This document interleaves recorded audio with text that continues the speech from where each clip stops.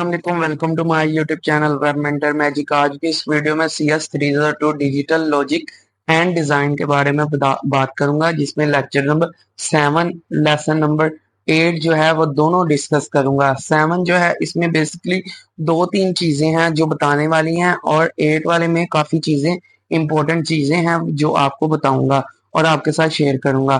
और digital circuit and operational characteristics, तो इसमें फर्स्ट पॉइंट इसका डीसी सप्लाई वोल्टेज है, जिसमें टीटी टीटीएल क्या होता है। ये सबसे पहले टीटीएल जो है स्टैंड फॉर, इसके एमसीक्यूज बहुत बार आया है, ये आप नोट कर लें। ट्रांजिस्टर लॉजिक जो है स्टैंड फॉर टीटीएल है। Base device work with a DC supply of +5 volt. ये एक डिवाइस है, वर्क जो करता है डीसी सप्लाई वोल्टेज 5 पर। The TTL offer fast switching speed immunity from demand due to electrostatic discharge। यह है फास्ट स्विचिंग स्पीड है और इम्यूनिटी ऑफ डिमांड है, और उसके बाद इलेक्ट्रोस्टैटिक डिस्चार्ज है। इलेक्ट्रोस्टैटिक ये डिस्चार्ज हो जाती है। ओके, इसमें कुछ इसके पॉइंट जो है ये भी इम्पोर्टेंट है, एमसीक्यूज में काफी बार पूछ लेते हैं, काफी बार नहीं। तो इसमें जो है सीरीज ऑफ टीटीएल चिप्स, इसके बारे में पूछा जाएगा। इसमें इस ये भी पूछ सकते हैं 7 4 इसका क्या नाम है, स्टैंडर्ड टीटीएल है ये। उसके बाद सिंपल ये भी 7 जो नेम है, 1 2 3 4 5 6 हैं, तो इनके भी नाम पूछ सकते हैं। ये सिंपल आपने ये नाम याद कर लेने हैं। 7 4S, 7 4AS, 7 4LS low power, ठीक है, एडवांस पावर। और ये 7 4F जो है फास्ट टीटीएल है। ठीक है, इसी तरह आपने इनके नेम भी रीड कर लेने हैं साथ ही। ये पूछ लेते हैं काफी जगह पे नहीं पूछते। उसके बाद आ जाता है CMOS। ये भी काफी बार पूछा जाता है, क्या है ये? Complementary metal oxide semiconductor. ये इसका भी पूछ लेते हैं स्टैंड फॉर क्या है। तो इसमें भी इसके कुछ पॉइंट है जो पूछे जाते हैं। 5 वोल्ट प्लस CMOS जो है high speed advance CMOS, advance high speed CMOS। तो इसमें इनकी वैल्यू लिखी है, ये आपने रीड कर लेनी है, ये भी इम्पोर्टेंट है। उसके बाद 3.3 वोल्ट CMOS, तो इसमें भी आ जाता है लो वोल्ट SCMOS, और इसमें भी इसकी वैल्यू ये आपने रीड कर लेनी है। उसके बाद सेकंड पॉइंट, फर्स्ट पॉइंट था जो आपको बता दिया है, logic level and noise margin. इसमें आ जाता है दी TTL and CMOS circuits operating at 5 volt or 3.3 volt respectively are designed to accept voltage in a certain range as logic 1 and 0। 1 और 0 के साथ एक्सेप्ट करता है लॉजिक, और ये वैल्यू लिखी हुई है। इसमें नीचे इसकी डायग्राम्स हैं जो 3.3 CMOS के मुताबिक है, और 5 वोल्ट के मुताबिक है, और 5+ वोल्ट के TTL के मुताबिक है। ये डायग्राम इतनी इम्पोर्टेंट नहीं, फिर भी आपने इन्हें एक बार रीड कर लेना है। TTL लॉजिक लेवल्स, इसके कुछ पॉइंट हैं। इसमें आ जाता है at the input of any TTL logic gate, logic high 1 और logic low 0 signal is applied. इसमें जो है हाई वोल्ट के लिए ये बता रहे हैं कि 1 यूज होता है, लो के लिए 0। और उसके बाद ये फर्दर 2 3 पॉइंट्स हैं, ये आपने वैसे देख लेने हैं। उसके बाद आ जाता है SMOS। CMOS गलत हो गया, 5 वोल्ट सीरीज लॉजिक लेवल। तो at the input of any CMOS 5 volt series logic gate, logic high 1 और logic low 0 signal is applied. तो इसमें भी कुछ यही बताया इन्होंने कि जो हाई के लिए 1 और लो के लिए 0 सिग्नल अप्लाई करने के लिए यूज होते हैं। और उसके बाद हमारे पास जो हैं इफेक्ट्स इसके आ जाते हैं, सर्किट्स आ जाते हैं, तो इन्हें आपने छोड़ देना है।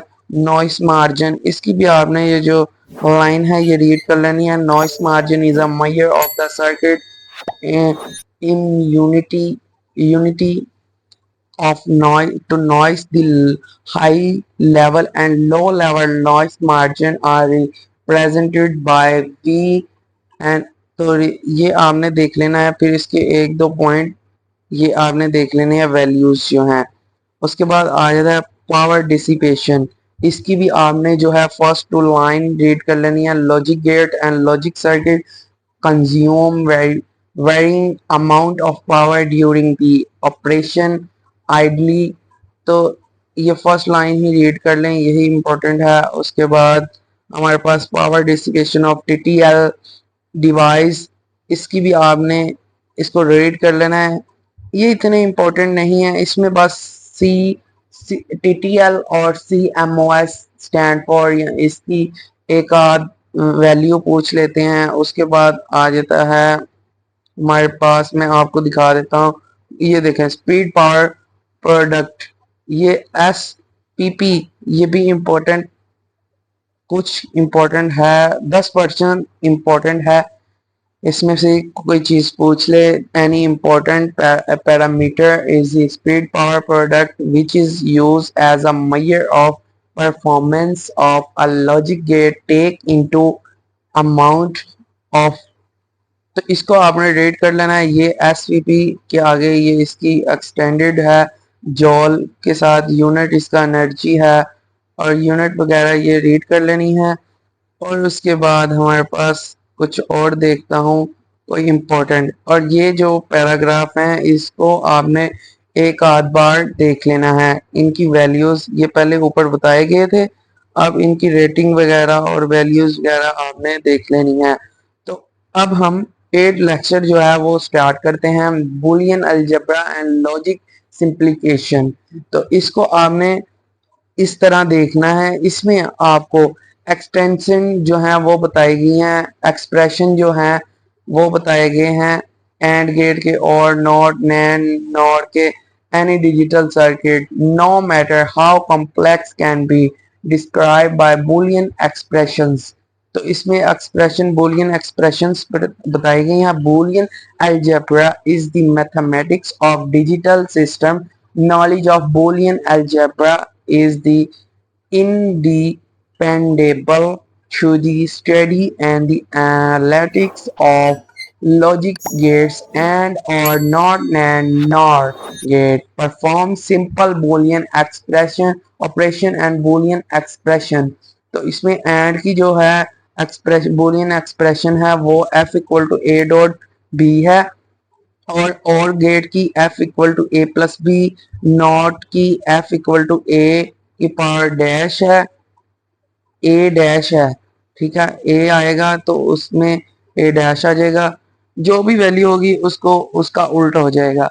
और नैंड में आ जाता है f equal to A dot B और ऊपर बार, और उसके बाद नॉर गेट में आ जाता है f equal to A plus B ऊपर बार। तो उसके बाद हमारे पास आ जाता है बूलियन अलजेब्रा डेफिनेशन। तो इसमें वेरिएबल की डेफिनेशन है, कंप्लीमेंट की डेफिनेशन है, लिटरल की है। तो ये थ्री डेफिनेशन आपने रीड कर लेनी है। The variable is a symbol usually and upper case letter use to represent a logic quantity. Upper case में जब वेरिएबल लेटर जो है यूज करते हैं लॉजिक क्वांटिटी में, तो उसमें आ जाता है the variable can be have 0 और 1 वैल्यू। उसके बाद ये आपने यूज, ये जो है वेरिएबल की डेफिनेशन ये तो आपने रीड कर लेनी है। Complement is the inverse of variable and indicate by the bar over the variable complement of variable x is bar, x is x bar if x equal to 0 then x bar equal to 1। ठीक है, इसमें बताया complement में बताया कि अगर x की power 1 है तो x बार की पावर 0। नहीं, x, अगर x की वैल्यू 0 है तो x बार की पावर 1 होगी। इफ x इज 1 तो x बार की पावर 0 होगी। ठीक है, कंप्लीमेंट में ये बताया है। लिटरल में the literal is a variable और कंप्लीमेंट ऑफ अ वेरिएबल। ठीक है, ये आपने छोटी सी डेफिनेशन याद कर लेनी है। बूलियन एडिशन किस तरह होती है, ये इसमें बताया। Boolean addition operation is a perform by or get or boolean algebra the expression defining boolean addition is some term is। तो इसी तरह ये बताया है a plus b plus a plus b bar a bar plus b bar plus c a sum term is one when any one liter is one। तो इसको मैं आपको, ये इसमें आ गया बूलियन एडिशन और इसके पॉइंट आपने पढ़ लेने हैं। ये इसकी डेफिनेशन है, एक इम्पोर्टेंट नहीं है। ये जब हम अप्लाई करेंगे, जब हम इसको यूज करेंगे तो फिर ही अच्छे से समझ आएगी। बूलियन मल्टीप्लिकेशन है तो ये प्लस में, जो जब एडिशन है तो इसमें प्लस आएगा और इसमें डॉट आएगा। जब मल्टीप्लिकेशन है, लॉ ऑफ बूलियन है अलजेब्रा। तो इसमें तीन किस्म के होते हैं, कम्युनिकेटिव, एसोसिएटिव, डिस्ट्रीब्यूटिव लॉ। ये तीन लॉ होते हैं। इसमें जो कम्युनिकेटिव लॉ है ये एडिशन और मल्टीप्लिकेशन है, दोनों होती हैं। एसोसिएटिव लॉ में एडिशन और मल्टीप्लिकेशन दोनों होती है। डिस्ट्रीब्यूशन लॉ, तो फर्स्ट वाला जो कम्युनिकेटिव लॉ है तो इसमें आ जाता है, इसमें किस तरह की वैल्यू होते हैं। ये इंपॉर्टेंट है, ये एमसीक्यूज इसमें बहुत पूछे जाते हैं। एमसीक्यूज में ऊपर लिख देता हूँ ताकि याद रहे। इसमें पूछा जाता है या ये वैल्यू दे देते हैं या कॉम्प्लिकेटिव लॉ का पूछ लेते हैं, इसकी वैल्यू किस तरह की होती है। ये सबसे पहले आ जाती है a plus B equal to B plus A जब होगा, ये कम्युनिकेटिव लॉ है। और B dot A dot B equal to B dot A, तो ये भी कम्युनिकेटिव लॉ है।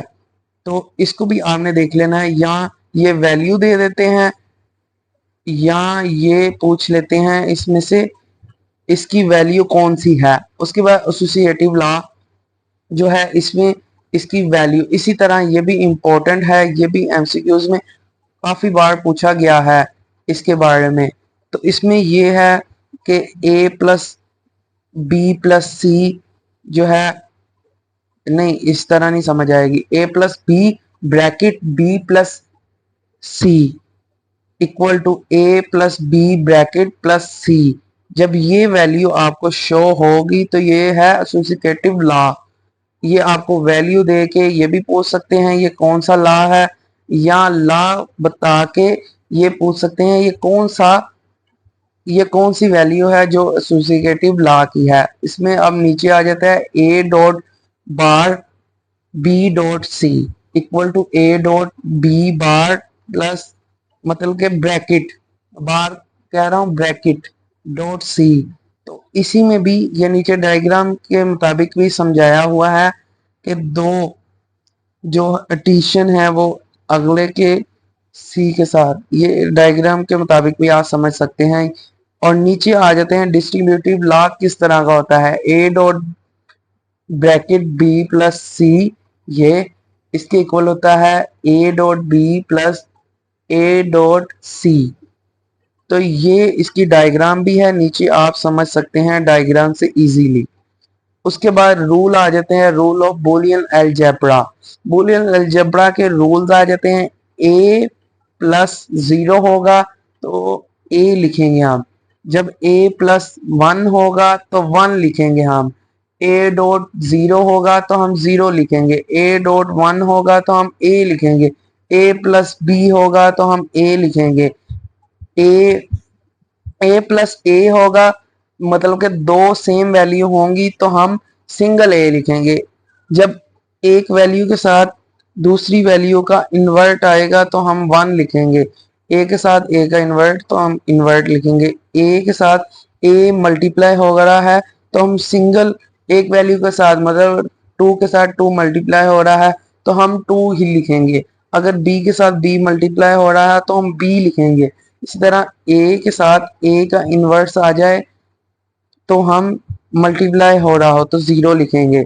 उसके बाद नाइन्थ वाला हमारे पास ये है कि अगर हमारे पास एक वैल्यू के ऊपर 2 बार आ जाए तो हम सिंगल ए ही लिखेंगे। उसके बाद हमारे पास आ जाता है 10th वाला रूल। इसमें आ जाता है A plus A dot B. जब होगा तो हम ए लिखेंगे, मतलब कि एक वैल्यू है ए, फिर हमारे पास आ जाता है प्लस, फिर ए डॉट बी मल्टीप्लाई हो रहे हैं, हम ए ही लिखेंगे। मतलब कि ये जो कि देखें, ये सोल्व किया हुआ है, ए वैसे ही आ गया है, और 1 प्लस बी जो है ये वैल्यू है। जब ए को मल्टीप्लाई करेंगे 1 के साथ, ठीक है, तो ए 1 आ जाएगा, फिर जब ए को बी से मल्टीप्लाई करेंगे तो ए बी आ जाएगा। तो ये इन्होंने सॉल्व भी नीचे किया है कि अच्छे से बच्चे को समझ आ सके। ठीक है, नीचे 11 वाला रूल ये है कि ए प्लस ए डैश होगा, मतलब कि एक वैल्यू ए है, उसके साथ ही प्लस हो रही हो उसका इनवर्स, और उसके साथ एक मल्टीप्लाई हो रहा हो बी, तो उसके इक्वल होगा ए प्लस बी। ठीक है, नीचे सॉल्व भी किया है, ये आप समझ भी सकते हैं कि किस तरह ये आंसर आया है। अब हमारे पास ए प्लस बी, जब दो वैल्यू है, ए एक है, ए प्लस बी है एक वैल्यू, और हमारे पास दूसरी वैल्यू मल्टीप्लाई हो रही है ए प्लस सी, तो हम लिखेंगे ए प्लस, इसके इक्वल है A plus B dot C equal है। उसके बाद डी मॉर्गन थ्योरम जो है, इसको इसका क्या मतलब है, ये क्या है, ये एक एक्स्ट्रा रूल है। De Morgan first theorem state the complement of product of variable is equal to the sum of complement of variable. मतलब कि हमारे पास ए है एक, डॉट बी है, इसके ऊपर बार है, ए डॉट बी पर बार है, तो इसके इक्वल कैसे लिख सकते हैं, क्या आएगा। अब हम जब हमारे दोनों वैल्यू के ऊपर जब बार है, तो इसको हमने किस तरह खत्म करना है, इसको इस तरह खत्म करेंगे, ए की बार को अलग कर देंगे। जब ए और बी की बार को अलग अलग करेंगे, जो सेंटर वाला है, मतलब कि मल्टीप्लाई हो रहा है, तो हम इसको एडिशन फॉर्म में लिख देंगे, इसमें प्लस बी के ऊपर अलग बार लिख देंगे। अगर ऐसे होता कि ये से रेज कर देता हूँ ताकि समझा सकूं अच्छे से, ये तो हम मैंने आपको बता दिया है कि ये वाले के मुताबिक ये जो नीचे एग्जांपल दिया है। अब हमारे पास अगर होता ए प्लस बी के ऊपर बार, ये होता तो हमने इसके इक्वल कैसे करना था, ए का जो है बार अलग करनी थी, डॉट लगा के बी की बार अलग करनी थी, तो ये आंसर आना था। सेकंड थ्योरम हमारा क्या कहता है, ये देखें जो मैंने आपको समझाया है, ये नीचे सेकंड थ्योरम में बता दिया है डी मॉर्गन लॉ ने। नीचे एक क्वेश्चन कराया हुआ है अप्लाई करके, ये देखें X dot Y dot G के ऊपर टोटल के ऊपर बार है, जब हम बार खत्म करेंगे अलग अलग करेंगे तो डॉट की जगह प्लस प्लस आ जाएगा, ये कंप्लीट हो गया। फिर प्लस वाली वैल्यू आ गई तो इसको डॉट डॉट लिखेंगे, ये ऊपर आपको समझा दिया है। नीचे एक क्वेश्चन किया हुआ है, ये आपको करवा देता हूं ताकि आज आपको अच्छे से समझ आ सके। De Morgan theorem can be applied to combination of other variable.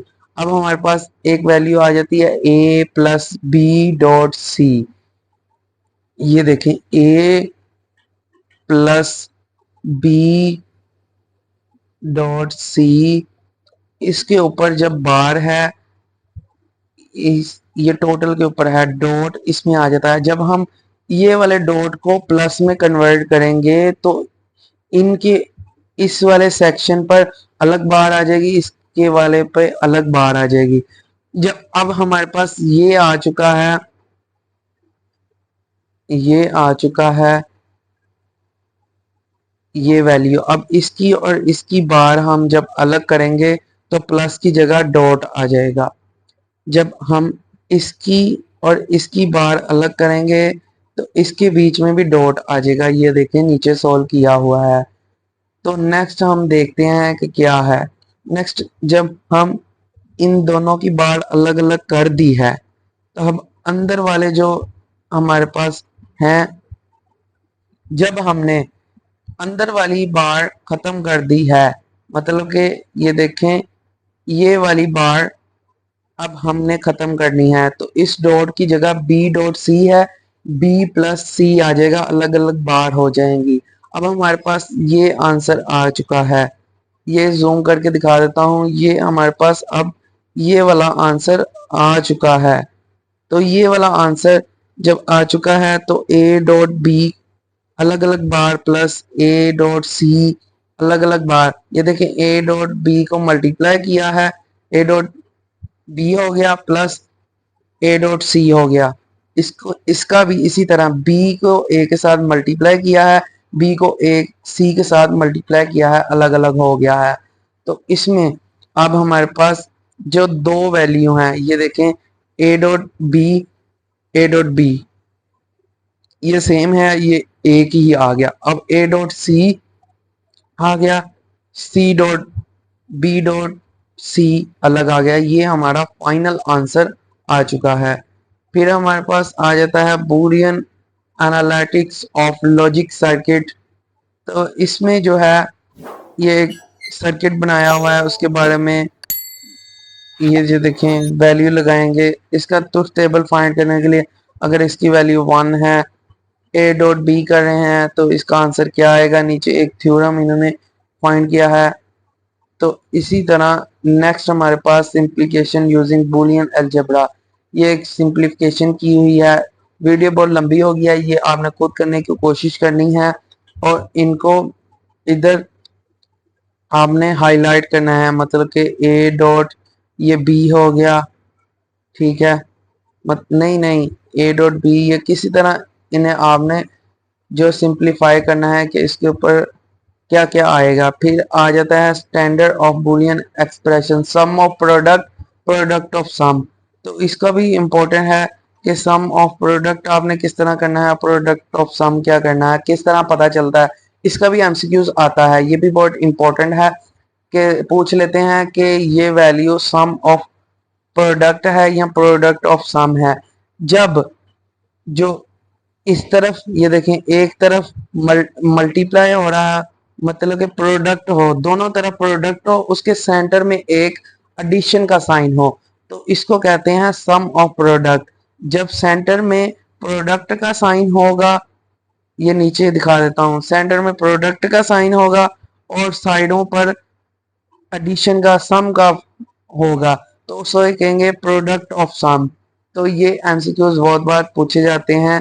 उसके बाद इम्प्लीमेंटर ऑफ एसओपी और पीएसओ, तो इसमें भी यही करना है कि इनको साइन अप करना है, ए ए डॉट डी हो रहा है, इसी तरह आपने सिंप्लीफाई करके ये आंसर निकालना है, इसका भी इसी तरह, और इसको कन्वर्ट करना है, इन 4 क्वेश्चनों को कन्वर्ट करके आपने आंसर लिखने हैं।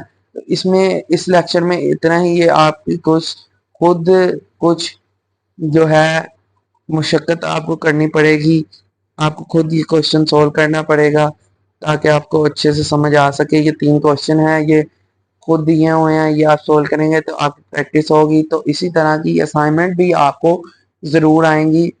तो इस वीडियो में इतना ही। Thank you for watching this video and I will see you next time.